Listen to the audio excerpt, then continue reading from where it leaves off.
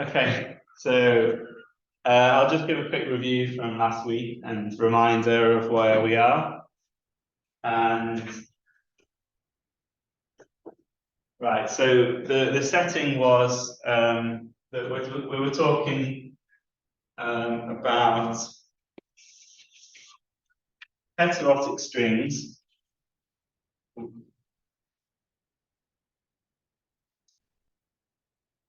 Heterotic strings in 10 dimensions. Ooh, sorry. In 10 dimensions, where all of our fields we defined to be fermionized, so that they're fermionic degrees of freedom rather than bosonic fields. And we're also we were also working in the light cone gauge.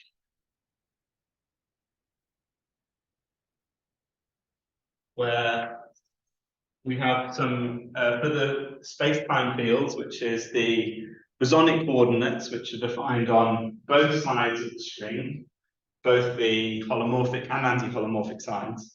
And then there's the space-time fermions, the psi mu, which is only defined for the heterotic theory on the holomorphic side. This space-time index would, in the light cone gauge, go from 1 to 9, let's say. And because we, in the light cone gauge, only consider the transverse modes, which act essentially like wave equations, which was essentially the reason why we could write all the fields in the theory in terms of these Z and Z bars and separate them. So I'm going to try and use the convention throughout that the side defined in terms of the Z coordinate is the holomorphic side, which I'll just call H. So usually people say left and right, because if you're talking about, if you haven't mapped the string to the complex plane, usually you talk about tau and sigma, the worldsheet coordinates tau and sigma. And then the equations of motions give you the wave equations, and then you split them into fields that move like to the left and to the right. But because we're in a complex plane, and because in heterotic strings in general in the literature, there's a divide on originally the side with worldsheet supersymmetry, so that's for us the holomorphic side, is often called the right. But we always write the holomorphic side on the left of the page. So it's usually called in the free fermionic string, it's always called on the left. So there's a confusion on left and right. So I'm just going to avoid that by saying the holomorphic fields indexed by H are x mu, the space-time bosons, and then psi mu, the space-time fermions, where on this side we have worldsheet supersymmetry, and in terms of the conformal field theory, this gives us a superconformal Virasoro algebra, and solving the theory, so giving the states of the theory, essentially amounts to writing down like representations of a super Virasoro algebra on this side, on the holomorphic side. And then on the anti-holomorphic side, which I'll write as A, you have the space-time bosons again, but those in terms of Z bar. Then you have, in order to make the conformal field theory consistent with the conformal anomaly cancellation, we have to introduce these. So this is the key part really of the heterotic string. We have these 16, and we will write them as complex fermions. So 16 complex fermions for now, which could also be 32 real Majorana Weil fermions. These are then complexified into 16 of these. You could also write them as 16 bosonic fields, and that's what some people do, and that's what the orbifold compactifications standard choice when you see in like when you're not working the free fermionic, you have this bosonic orbifold language, which is like Narayan compactifications, and it's more about the geometry of the space in terms of the orbifolding of a manifold and all this. In that setting, you're talking about these 16 fields being bosonic, 16 bosonic fields. But we're working with these complex fermions. And as I said, this mu is in the light cone gauge. And then we talked about how the real sort of main ambiguity in the theory is that the fermions have boundary conditions that need to be defined. So in general, these might be whether they're Neveu-Schwarz or Ramond, but could be more complex boundary conditions as well. And so in order to define the theory, in order to derive the spectrum and stuff, we will need to deal with these boundary conditions. These boundary conditions, we introduced basis vectors, or just essentially just sets that we put in boundary conditions for all of the fermions. So we introduced these things VI,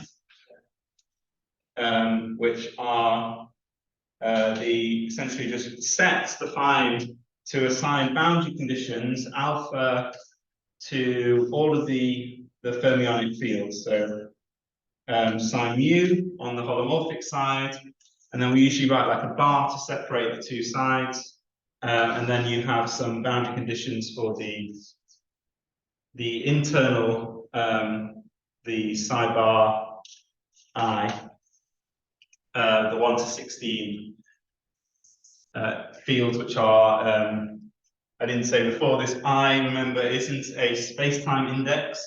So these fields are exclusively defined on the world sheet only. They exist on the world sheet, so they're internal to the theory. And one way of thinking about it that we'll talk about more is that these are gauge degrees of freedom. They define a gauge group, which I'll talk about in a minute. Okay, so we introduced these basis vectors VI.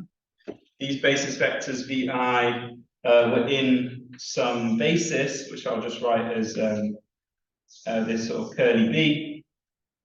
And these boundary condition basis vectors, which define a basis, so I'll write that again, so VI in V, such that we define a space in terms of the basis vectors, which we call this symbol, whatever that's called. And this is, you can think of it like a vector space, or because it's defined in terms of sets over a certain addition, it's actually an additive group as well. So this is just going to be the span of the basis vectors. And in general, we write sector, and this is my definition of a sector in the free fermionic. A sector is a linear combination of these basis vectors that will therefore belong in the additive group or the vector space. And we can say that this Ni, which is just the components of the linear combination, this will be 0 or 1 if only real boundary conditions. So if we only have Ramond and Neveu-Schwarz boundary conditions. So it would just essentially be 0 or 1, and that would tell you whether or not essentially the basis vector needs to be added into, is in this sector or it's not in the sector. If you have complex boundary conditions, this might be like a half, this might be 2, or sorry, yeah, not half. This might be 2 or 3, but that's the only, in any models in free fermionic, that's the only other possibility. because sometimes you might have boundary conditions which are half rather than 0 or 1. And that means you could add on twice or 3 times the vector and still have something like non-trivial. Okay, so that's how we defined the basis vectors. And then we defined the other part of the model. So in general, remember we were talking about this this one loop amplitude, the torus amplitude. So we were essentially looking at this conformal field theory, which is these includes these fields. These are defined for the one loop amplitude on a torus. The torus has a symmetry of SL to Z modulo Z2, which is the modular symmetry group, defined in terms of usually defined in terms of 2 generators S and T, which allow you to compose these generators to form all the elements of the group SL2Z mod Z2. So in general, if you have a coordinate called tau on the torus, which is like a complex parameter for the torus, called the complex structure, usually, then the S transformation is the one where you invert tau and take a minus sign. And then T is like a transformation, sorry, like a translation of tau to tau plus 1. If you check these two, if you define a function in terms of tau and you check that these two symmetries hold, then you create a modular invariant function. In particular, we were interested in the fact that you can write down the partition function, which I'll just write as PF. The partition function is essentially the object that defines this amplitude. I haven't mentioned it, but there's a subtlety you have to integrate. There's an integration involved in it where you integrate over the torus. But the partition function is essentially the amplitude up to that integration. And that object Z tau tau bar must be modular invariant. Must be MI modular invariant. Okay. And we said for our purposes, this is the structure of the partition function. We can write down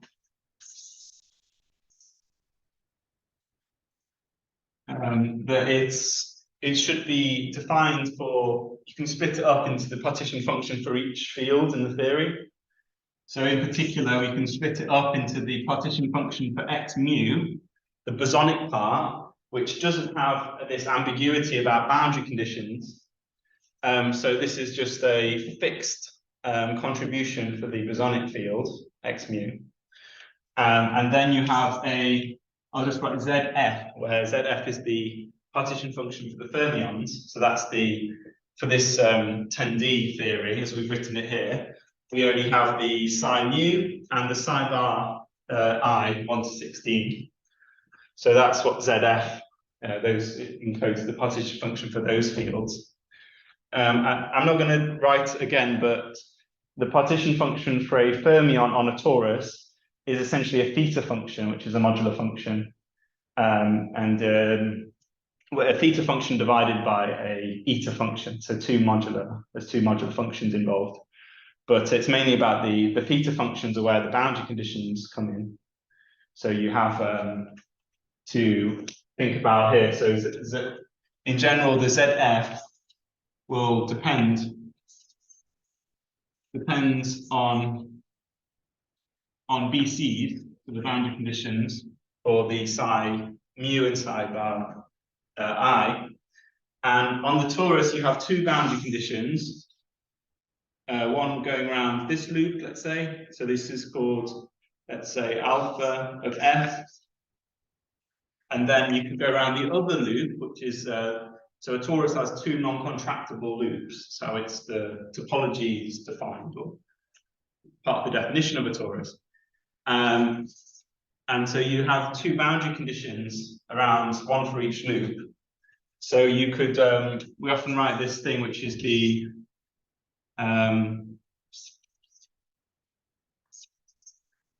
spin structure. So if we have one fermion, we have to define it with both boundary conditions.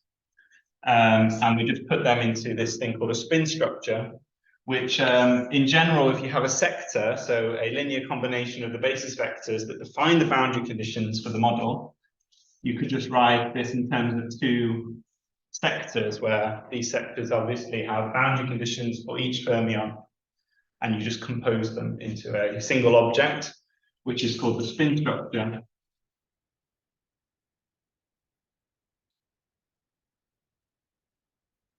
And then this partition function can be defined in terms of the spin structures in the following way. So I'm not going to write it in terms of the theta functions, but I'll just mention that in a second. So we have to sum over the full, so we have to sum over this full vector space of all the sectors, alpha and beta.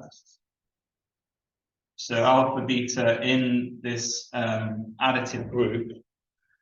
And we introduce these terms, these so-called generalized GSO projections, phases, C, which are generally just plus or minus 1 for real boundary conditions. So these just, basically choose plus or minus 1 as a multiple of the boundary condition for, the partition function, which can be written essentially as a product of theta functions. So each fermion in the sector will come with a theta function divided by an eta function. But the theta function, as I said before, is what varies depending on the boundary conditions. So this will be like a product of theta functions, where the eta functions on the denominator will factor out. But then you're left with a load of theta functions multiplied together. And I'll just write that as the product of the z, which is essentially a theta function, for the spin structure associated with the spin structure, which is just, lots of theta functions with different choices for the boundary conditions, 0, 1, 0, 0, 1, 1. There's 4 choices, and they just multiply all together. So you can write it like that, or rather, because I'm producting, so I take the product over all the fermions. So in the sector alpha, this would be like product over alpha f, beta f. Okay. So that's essentially saying that if you take the first fermion, which for us would be like psi mu, the space-time fermion, then we look to see if in the sector alpha, it's Ramond or Nebel-Schwarz. If it's Ramond, then this is 1. And then we look in the beta sector, and if it's Ramond or Nebel-Schwarz, the psi mu, and then this is 0 or 1. And then you have Z00 or Z01 or whatever. That's just theta function, 0, 1 or whatever, divided by eta. And then you just multiply them all together. And that finds... alpha and beta can be 0 or 1, right? It's the spin of the boson. And I guess so it's with that sum we get this like fermions where it's the spin is half integer, right? So there aren't any bosons here. What do you mean by boson? So alpha and beta are the spins, right? So no, alpha and beta are the sectors. Yeah. So they're linear combinations of the basis vectors, and the basis vectors are just the sets that tell you the boundary conditions in a sector. Yeah. Or just tell you the boundary conditions for the fermions. Okay. Yeah, I see now. Oh, thank you. So, and for our simple example that we're taking, we're just talking about the real case where you only have Ramond and Neville-Schwarz. So it's always 0 or 1. Yeah, the spin, I mean, spin is defined in the space-time. So it would, spin is, I mentioned this last week about how spin is really defined in terms of representations of the Poincare symmetry, for example. So you have the symmetry of space-time. So for example, the fermionic fields can be determined to be space-time fermions by looking at the states that they produce in terms of representations of the space-time symmetry, which for us should be Poincare symmetry. And we'll talk a bit more about that when we define the Hilbert states in a second. Okay. Right. So I think we've just reviewed last week, really, but I think you're probably familiar with. But there's a lot of like, I'm just being very careful to like get used to the notation because there's a lot of new objects and lots of definitions and stuff. So I'll try and make sure I write things fairly consistently and a lot of time, so you just see the same thing again and again until it makes sense. Right.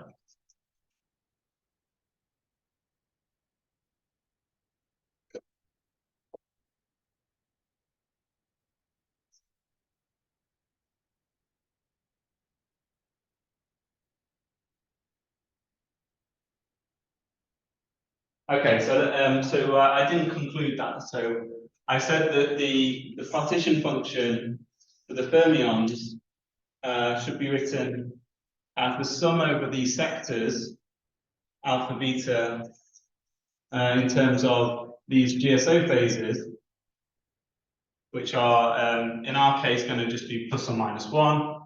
And I can motivate these now, which I didn't really motivate them before. I can motivate these by saying that essentially you can see them as being, given that they're plus or minus 1, they're essentially weighting. They're like giving weight to, I'll write it like I did before, sorry. So you can see them as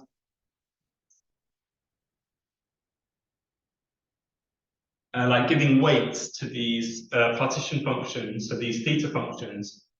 And you can actually see them as essentially weighting the modular transformations. So remember, this object here, this individually has to be modular invariant, because the other part of the partition function, the partition function for the space-time bosons x mu, is also modular invariant. So the full partition function has to be modular invariant, which means if the bosonic part is modular invariant, this has to be modular invariant. These phases therefore multiply these theta functions, and essentially you can choose these projection phases, the GSO phases, or GGSO, generalized GSO phases, in such a way that you're weighting these modular forms, so that the modular transformations are overall modular invariant. And so this is just one way to motivate these GSO phases, that they essentially are needed for modular invariance. So we have essentially in this part, so this partition function includes all the states in the theory, right? Because we're summing over all the sectors of the theory. So that's why the partition function is useful, because it includes everything in the theory in one object.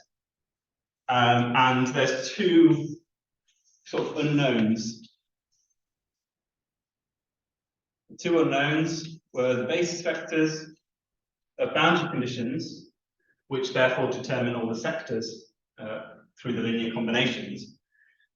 So the basis vectors vi and the GSO phases C alpha beta. And since we have modular invariance, so modular invariance implies that we have constraints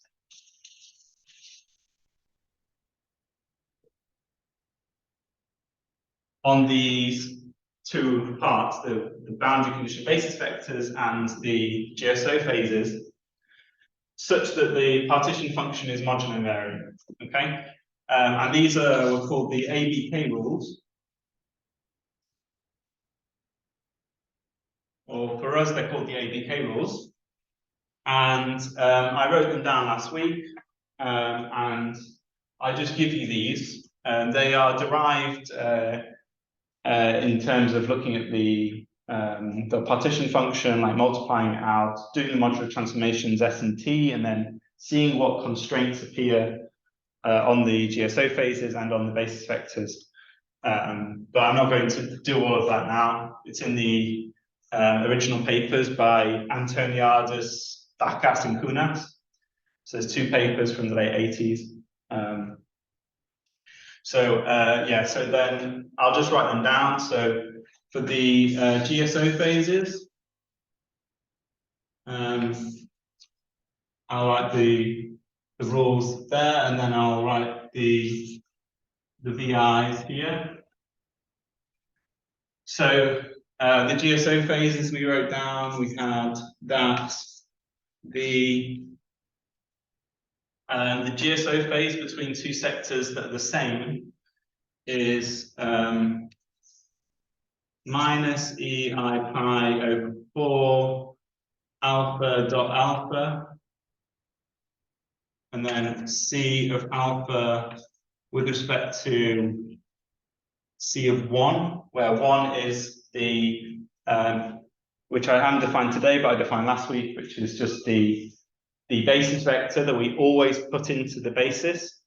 And it's the basis vector where all of the boundary conditions for all of our fermions are Ramond. And we always need that, or we always put that in the basis because it ensures that we have a modular invariant, or can have a modular invariant theory, because it ensures that you always have a Ramond sector, because it gives you a Ramond and a Neveu-Schwarz sector, essentially, because you can define the Neveu-Schwarz sector as like the Ramond plus the Ramond, and then they cancel out to make a Neveu-Schwarz. But we'll talk about that more in a bit. But so this first rule just defines the GSO phase between the same sectors. Then we can define we can get a constraint for the GSO phase between two different sectors in terms of the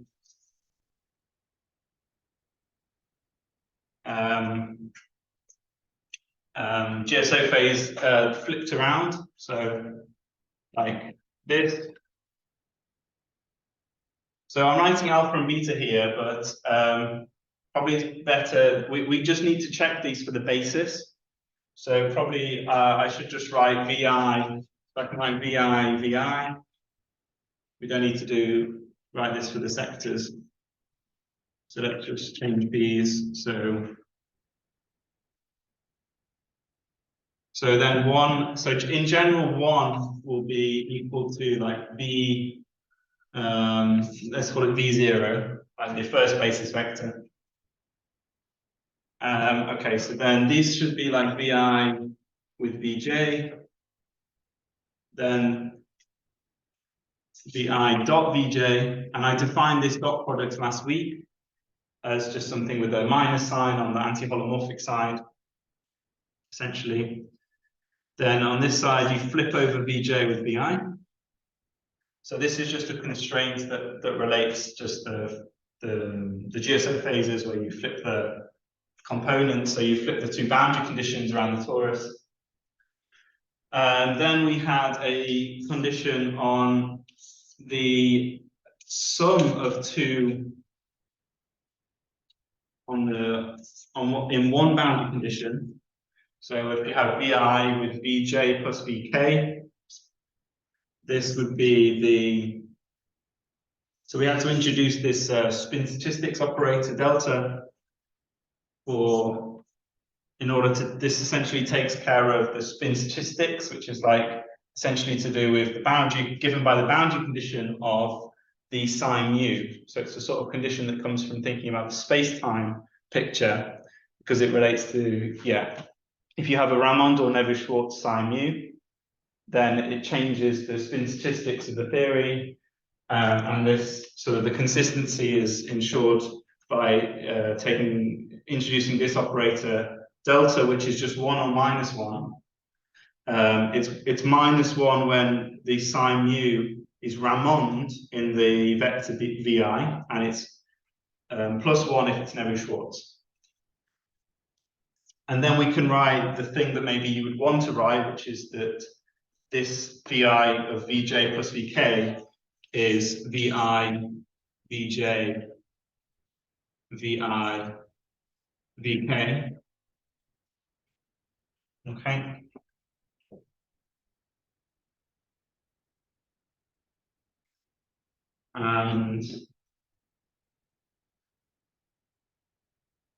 And then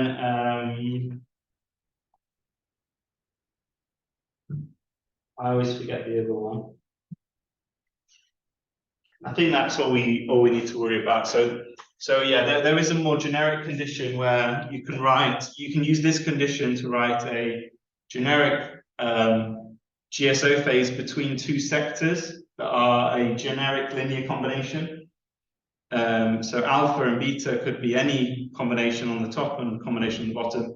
So if you can apply this formula again and again, and then basically determine a full expression that determines the full GSO phase for two generic sectors. But I'm not going to write that down now. Okay, so that's the GSO phases to be modular invariant. Then for these basis vectors, we had to introduce this ni. And if you take the product of the basis vector with themselves, this had to be 0 mod 8 multiplied. So this ni I'll define again, or just remind you what it is in words in a second. So vi dot vj now is 0 mod 4. So if we take the product of two basis vectors that are different, and then so ni was so for us ni and nij will just be 2 because we're only dealing with the real boundary conditions. If you only have real boundary conditions, so only Ramond and Neveu-Schwarz, this will be 2, and this will be 2 as well. They essentially mean so ni is equal to the smallest integer, so smallest integer such that ni dot vi is equal to 0. So 0 mod 2. That's just saying that if you have, so the reason this is 2 is because if you multiply a Ramond boundary condition by 2, it's like multiplying, it's like the fermion going around the loop twice and returning back to itself. So this always, if you have a Ramond and Neveu-Schwarz, multiplying by 2 should always return the vector to just be all Ramond, sorry, all Neveu-Schwarz. And ni and nj is the minimum of ni and nj. So ni would be the one that makes this vector 0. Nj would be the one that makes this vector 0. And nij is just the minimum of those two. The lowest common multiple of those two. So make sure that the whole thing becomes 0. Okay, so they're the main conditions. There's a couple of subtleties. There's an extra condition for the basis vectors that I could write down, but we don't need to because the kind of basis vectors that we work with always obey that condition, so it's not really very important for us at the moment. Okay, so they're the ABK rules, and I now want to define how to build the spectrum of the theory, and then we can start doing examples. But I have to define a few more things first. So that was sort of also what we did last week, but just a long review. Okay.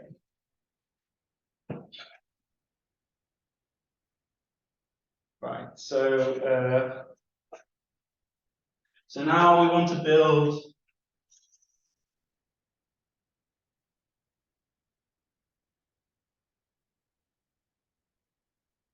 the Hilbert space of the theory.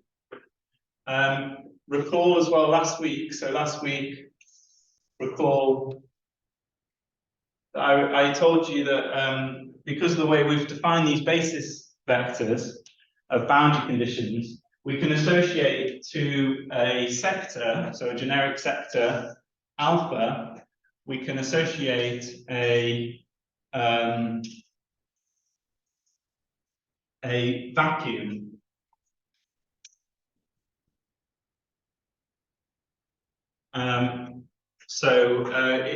If you have a Ramond fermion, so if some fermion inside alpha is Ramond, so if the boundary condition is 1, then S of that fermion is equal to like a Ramond vacuum, which we talked about as being a degenerate vacuum, which has essentially like two states, like up and down, like spin state or a helicity. And if you have a Nevin-Schwarz, then you have a vacuum which is not degenerate, it's just a Nevin-Schwarz vacuum. You can actually define the Ramond vacuum as an operator on the Nevin-Schwarz vacuum. But what we generally want to do is we want to build, in string theory, in whatever formulation you look at, you build the state space of string theory by acting on the Nevin-Schwarz vacuum and the Ramond vacuum with all the operators, all the possible operators in your theory, all the oscillators or creation operators, whatever. So we're saying here that for a sector, we have for each fermion in the sector, the boundary condition, we have either a Ramond or a Nevin-Schwarz vacuum.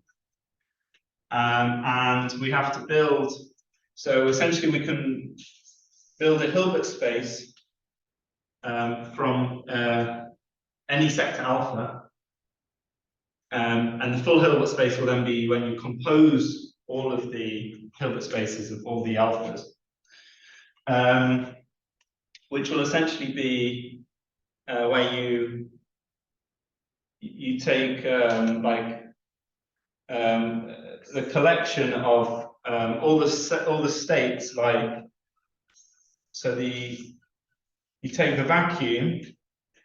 So the vacuum is going to be a composition of SF cross SF cross, and then you do that for all the fermions.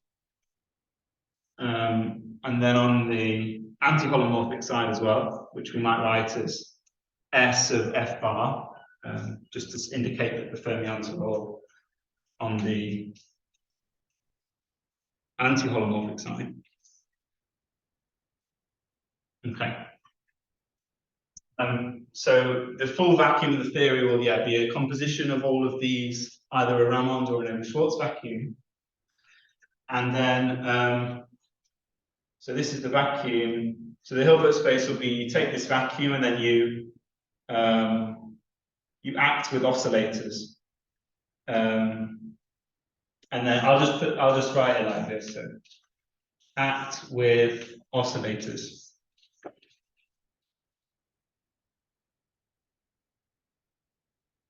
So it'd be like when you do quantum mechanics, quantum field theory, string theory, you act with like creation operators on a vacuum to build the Hilbert space. So it's essentially the same philosophy. The vacuum is just somewhat complicated because we have Ramond and Nevin-Schwarz vacuums, and you have quite a few degrees of freedom. You have quite a lot of different fermions, so there's lots of different fermionic oscillators that you can use to act on the vacuum. So yeah, you have so you have a holomorphic vacuum composed with an anti-holomorphic vacuum, and on each side you can only act with oscillators which come from that side. So on the holomorphic side, you act with holomorphic operators. On the anti-holomorphic side, you act with anti-holomorphic operators.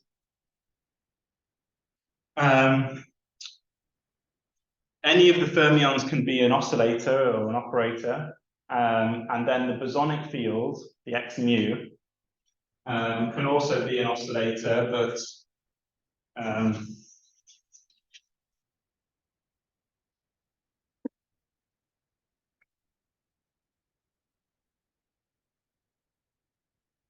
I'll just write that as like a note, and we'll come back to it. We'll come back to this later, but just a note. You don't act with x mu. You act with the derivative x of x mu, the partial derivative. So this can be on the right or the left. So this would be on the holomorphic side, and this would be on the anti-holomorphic side. So these are the bosonic operators.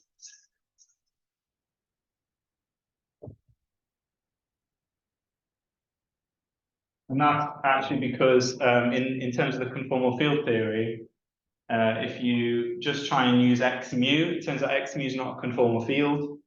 So usually in conformal field theory, you do these things called operator product expansions. And the x mu has a sort of logarithm term.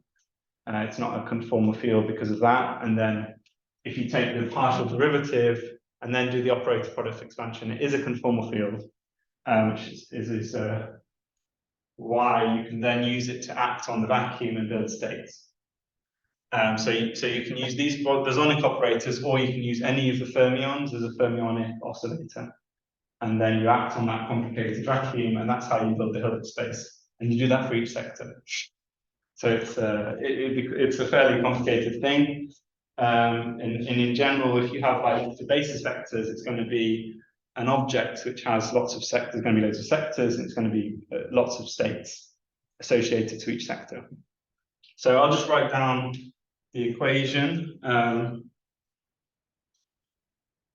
in a second, but first I'm actually going to just talk about the gauge group. So before we actually define the Hilbert space, I want to just talk about, so what is the gauge group? So one of the things about heterotic strings that was so interesting to people was the fact that we had these ordinates, which we wrote down as psi I, 1 to 16. So these internal degrees of freedom, which can be treated as gauge degrees of freedom, and they have a symmetry. They have a symmetry group associated to them, you know, for example, you write them in an action, and you can show that there's a symmetry group of like usually orthogonal groups like rotation, special orthogonal groups, and associated to that symmetries is like currents. So, for example, if we use this where we're writing these complexified psi bar I mean, yeah, let's just talk about these ones first. So these will be associated, these will generate currents. So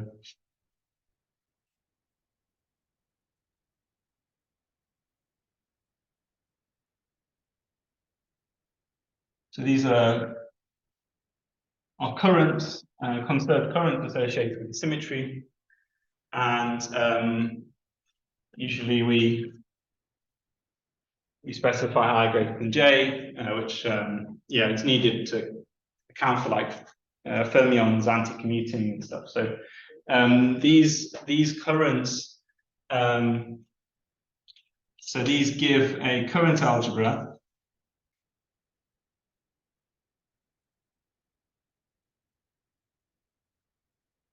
And the current algebra can be associated with a gauge group.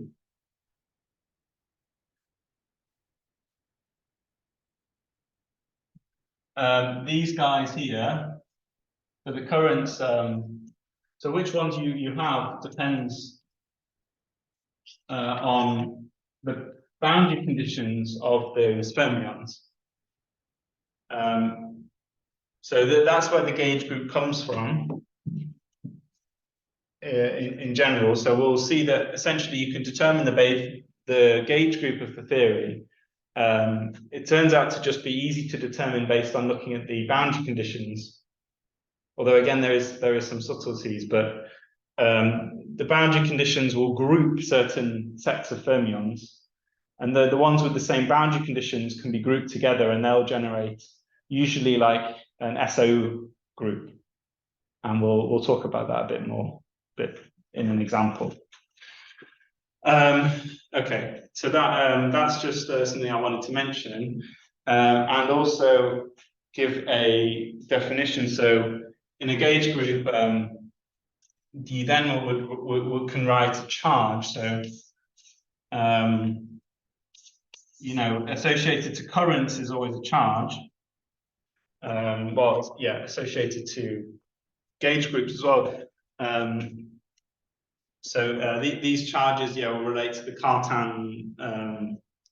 cartans of the gauge group. So for a fermion here using the same psi bar, I'll write this. Sorry.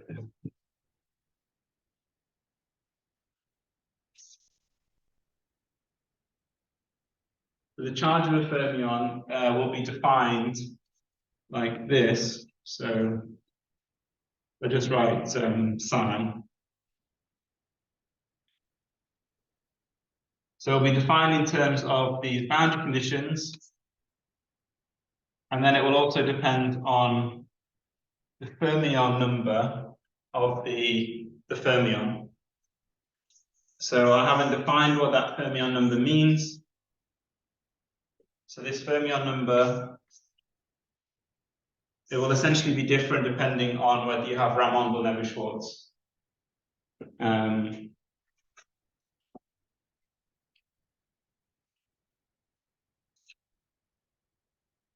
So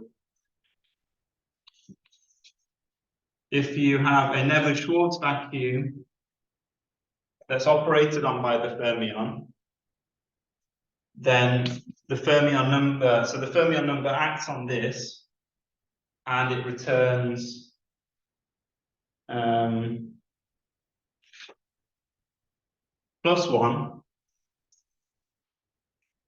But you can also, so that's like saying you're acting on the vacuum like as a operator.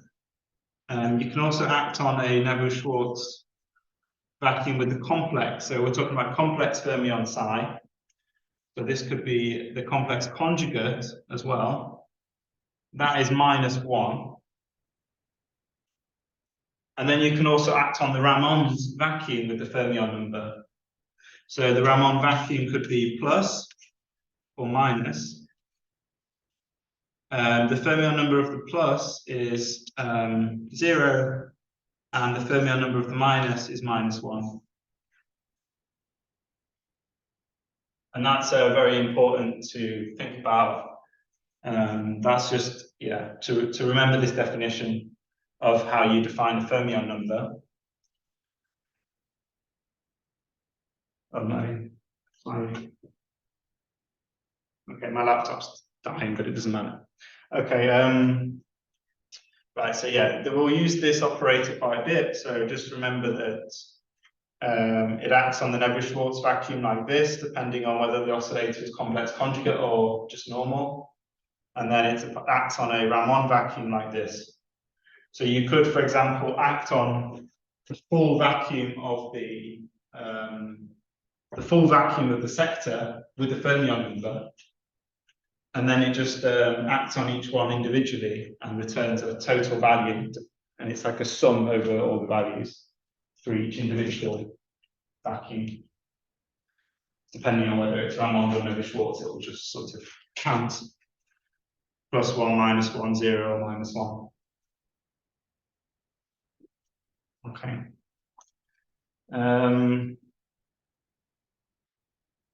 Right, so now we can define, we can almost define the Hilbert space.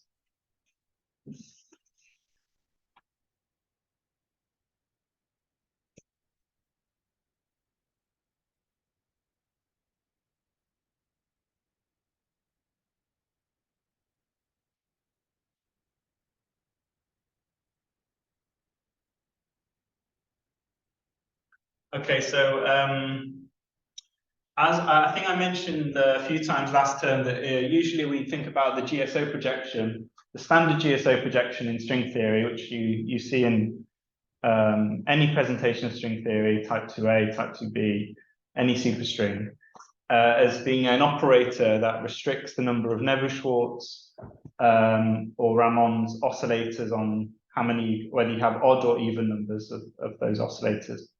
And overall, so one of the motivations for the GSO projection is that it is used for supersymmetry because it restricts the number of like Ramond oscillators on one side to be even or odd, and that reduces the number of fermionic degrees of freedom so that it matches the number of bosonic degrees of freedom, which allows you to have supersymmetry in any of the, that's how it works in all the superstring theories. But we have this, like, we've kind of called the GSO phases, like generalized GSO, because they have something to do with the GSO projection, but they act more generally. So in the same way, they're going to act in terms of this fermion number operator.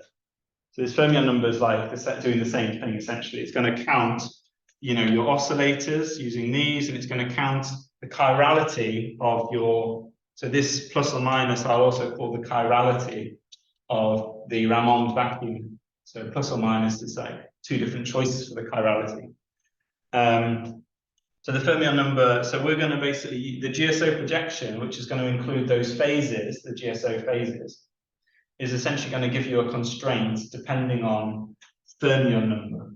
So it's going to restrict the fermion number in some way, which I'll define here. So and this is called the GGSO projection.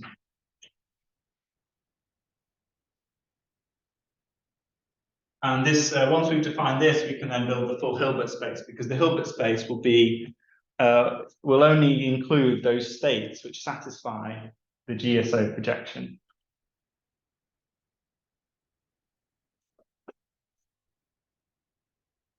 So think about this GSO projection as you take, so if we take a sector, so alpha, and choose one of the basis vectors. So you in general, we're going to see you should do the GSO projection for all VI. So you should loop over. You should sort of choose each basis vector in turn and do the projection for each one. So let's just choose what the first VI, so one VI, and that's going to be like the thing you're saying you're like projecting with. You project with, to project with. Then the GSO projection formula is an exponential. It's always an exponential. Vi dot f of alpha. So that's like where we take this fermion number operator and we act on the full sector, so the full vacuum of the sector. So this composite vacuum I wrote before. And that is going to be equal to, so I'll just write it minus, and then you're going to have the GSO phase of alpha, the sector you've taken, with respect to the VI, which is the thing you're projecting with.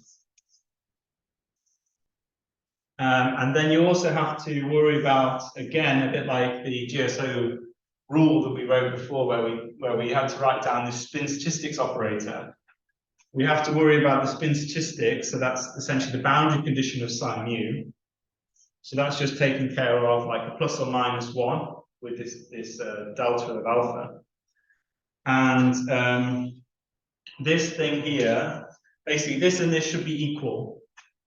So if we act on the vacuum of alpha, S alpha, with that it should be 0. So these two things should be equal.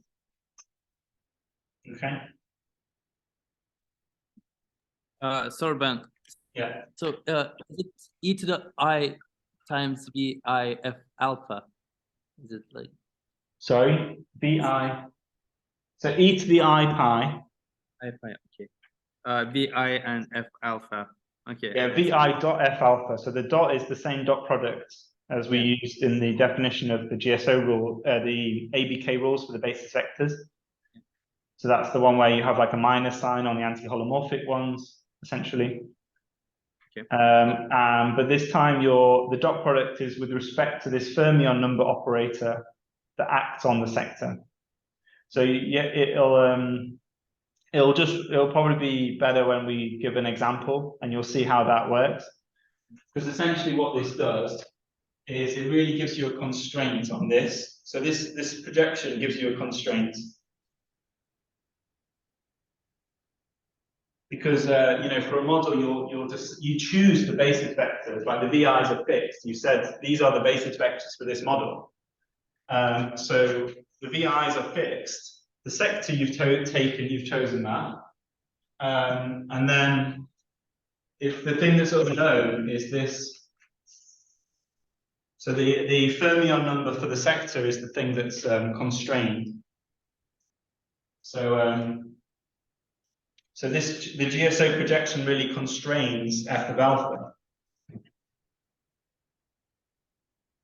So that's essentially saying that it'll usually tell you, for example, that f of alpha, so the fermion number of the full vacuum of the theory can only have a certain number of like negative chirality Ramond vacuum or positive chirality Ramond vacuum.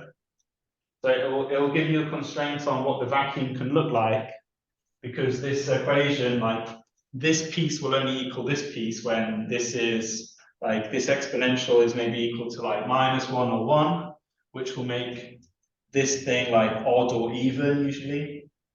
And so this fermion number operation will give you an odd number or an even number, which can only happen when you have like an odd number or an even number of the like minus Ramond vacuums or something like that. So essentially it gives you a constraint on the fermion number of the vacuum. In the same way that that's what the GSO projection does in general superstring theories. You have a constraint on how your like Neveu-Schwarz or Ramond oscillators act. Okay. And that's the same thing, like again, if you usually have like an odd or even number. You choose an odd or even number in type 2b or type 2a, and then you get supersymmetry because of you've only taken half of the space-time fermions essentially, and then that means that you have the same number of degrees of freedom in the bosonic part as the fermionic part, and you build a supermultiplet, so you have supersymmetry. So it's a similar thing, but just applied to every sector in the theory, alpha. And as I said before, in general, for every alpha, so every sector of the theory, you should project with all of these basis vectors. So that will give you a set of constraints. So each VI gives you a constraint on F alpha, and you have to make sure that you satisfy all of those constraints. And then that will fix the sector, and in particular the sector's vacuum, and then you can put it in the Hilbert space once it satisfies all of those constraints. So now we can write the full equation for the Hilbert space.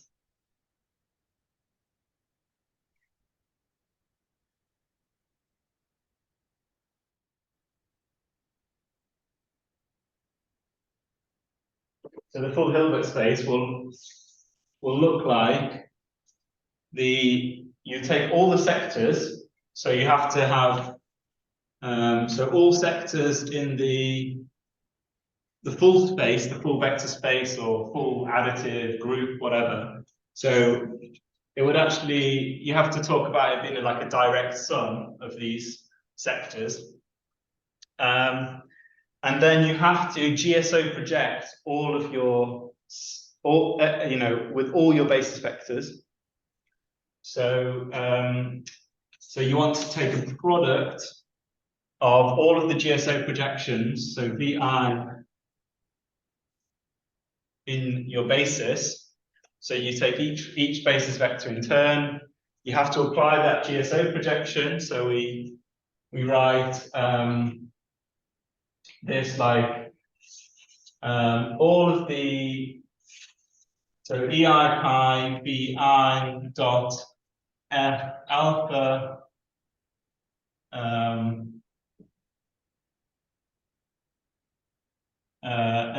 is equal to, so is that better to write it as a minus sign or as an equal sign?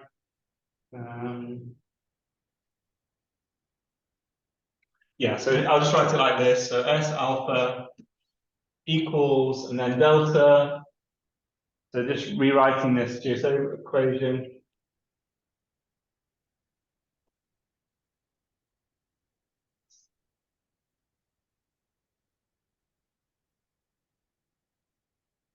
So this is saying that you take all the sectors, and for each sector you project with each basis vector, applying this equation, where this dot product, so this constraint on the vacuum of the alpha is given by this plus or minus 1 spin statistics operator multiplied by this plus or minus GSO phase, which is also something you choose in the theory. So to specify a model, we have to specify these phases. And that will fix this side.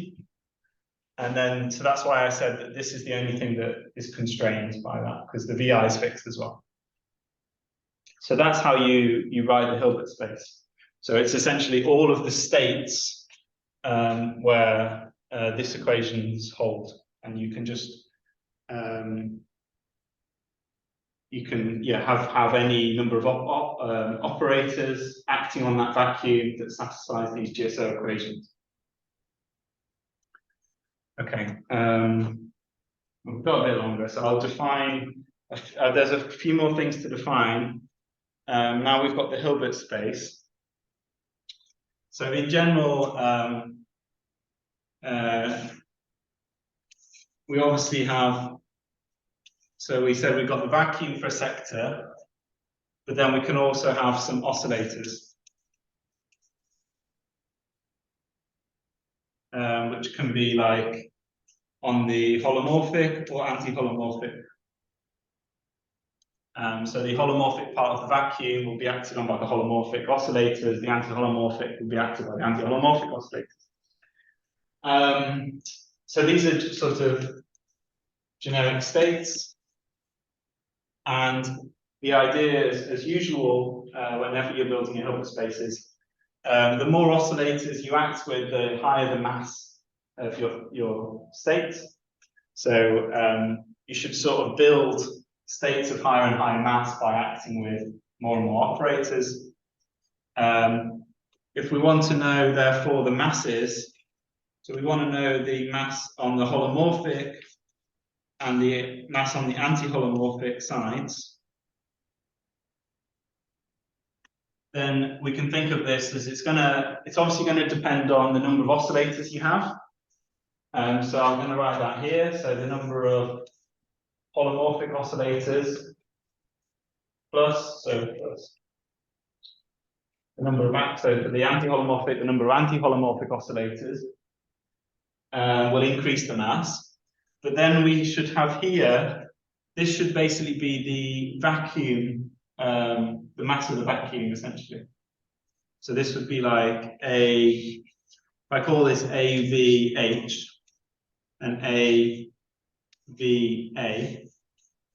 that would be like me saying the mass of or something like, you could call it the bare mass. So the bare mass for the vacuum mass. The bare mass, I call it. And this is going to be equal to, so if we write this as A equals, and then you just have these two parts, so AVH and AVA. This will be essentially the mass of a Neveu-Schwarz and the mass of all the Ramonds added together.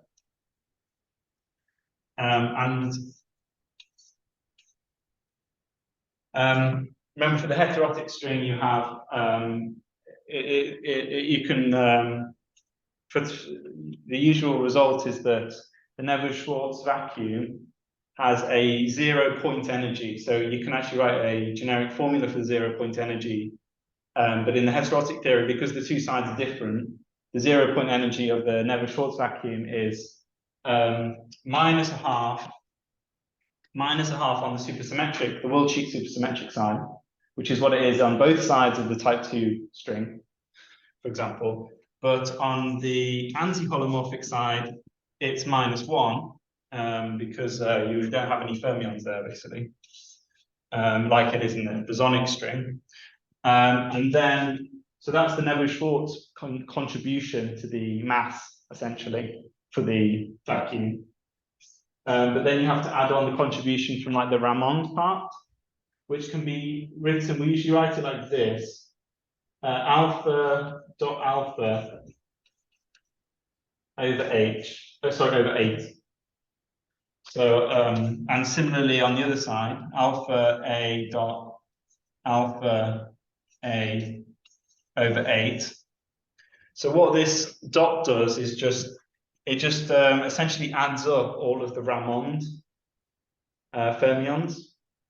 So we'll see this in examples, but this is essentially saying that for as you go along alpha, if any fermion is Ramond, then it adds 1 to this dot product. So this dot product is defined in the same way, it's just, but it has a minus sign on the anti-holomorphic side again. So you have a 1 for every holomorphic Ramond fermion in alpha, and a -1 for every anti-holomorphic one. And then that sum is then divided by 8, and that just accounts, it gives you the correct mass contribution for a Ramond vacuum. So this mass formula is then just given as that contribution from the vacuum plus the contribution from the oscillators, where these are the formulas for the vacuum. We should then write, how do we interpret the contribution from the oscillators? So I just wrote N, H and NA. So what are they? So N, so NH and NA.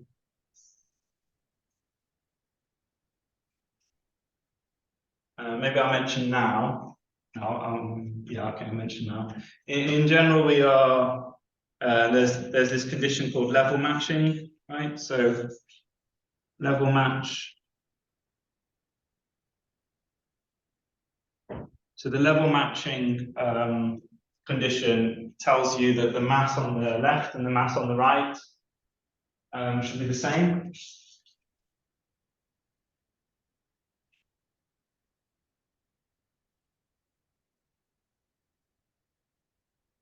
So yeah, usually, just to remind you, usually this is like left and right, but I use H and A. But so yeah, the level matching condition is a condition for like physical states. So when we construct this Hilbert space, we also are kind of implementing level matching. Although actually that's not true. Sorry, in the Hilbert space, you still have non-level match states, but they are interpreted physically as being off-shell states, unphysical states. And the level matching condition is your states that can be interpreted as physical fields, on-shell states. So let's define this. So this was the contribution from the oscillators.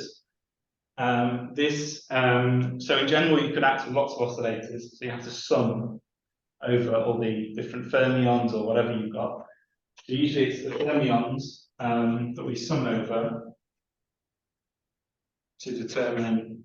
So we can actually just write this very simply as a sum over, let's write it as lambda. So we call a fermion, let's say lambda, and then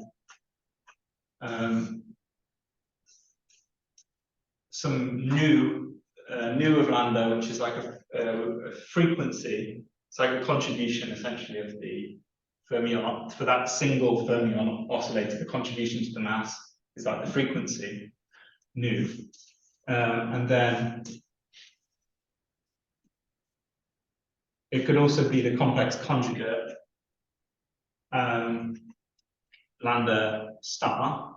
So this is, I'm writing lambda just to, this is complex. Let's say, if there's a lambda star anyway.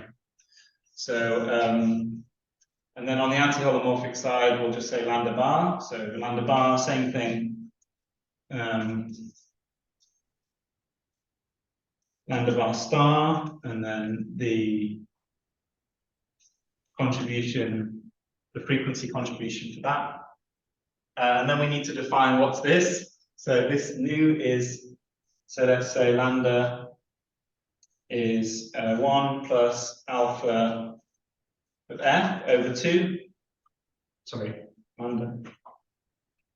So that means the boundary condition is coming into this. So the boundary condition in the sector of the fermion, you take that, add 1, and then divide by 2. And that's the contribution here. So usually you just have to think, well, the contribution on the holomorphic side is like if you have a Ramond fermion in the sector, then this is 1 plus 1 over 2, so it contributes 1. So it contributes 1 to the mass here. So it adds 1, so it's quite a big contribution. If it's Neveu-Schwarz, this is 0, so it's a half.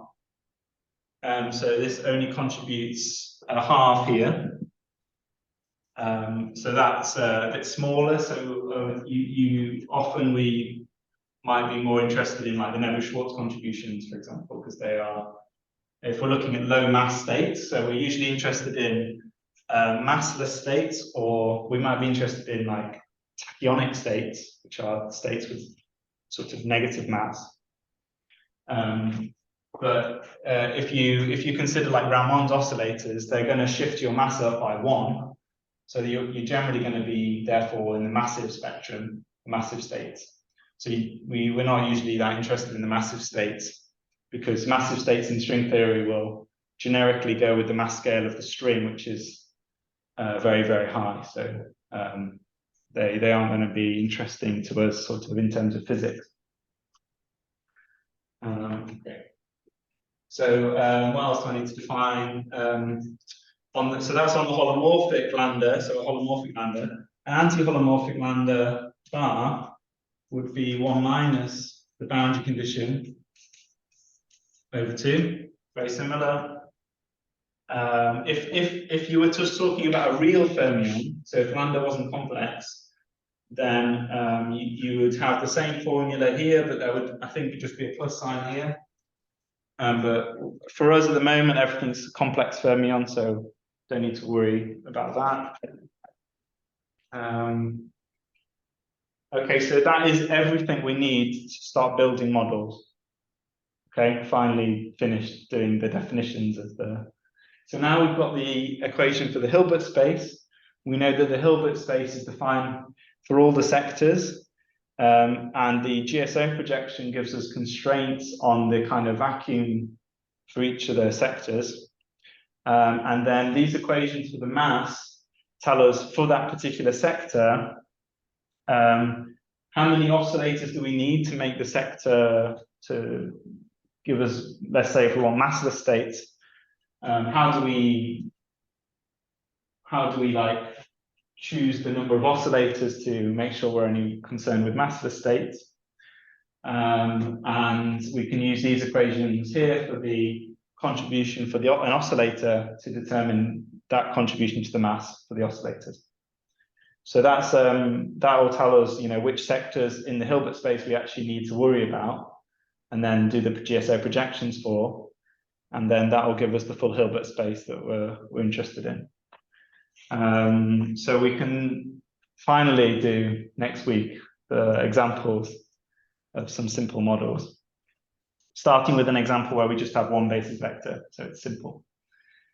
Okay, so that's I know that was quite a lot of definitions, but hopefully, like now we've done that, it'll be easier to make progress. Any questions or comments? Not by me. Okay. By the way, did you update the lecture notes? I have added some stuff. I think I added you on Overleaf, so I think I sent you the Overleaf link. Yeah, So if you just keep checking up on that, it will keep updating. yeah. So there is more in it now. Yeah. Okay. I haven't had too much time to work on it. I mainly just copied some stuff from my thesis into the lecture notes that I'm going to reword a little bit. But Your thesis was well written as well, but I kind of assume like some level of knowledge, some level of familiarity. I don't know, maybe. But like after like few reads, it was read well. okay, I think in the thesis you kind of it's hard to you can't explain everything because then it becomes like a book.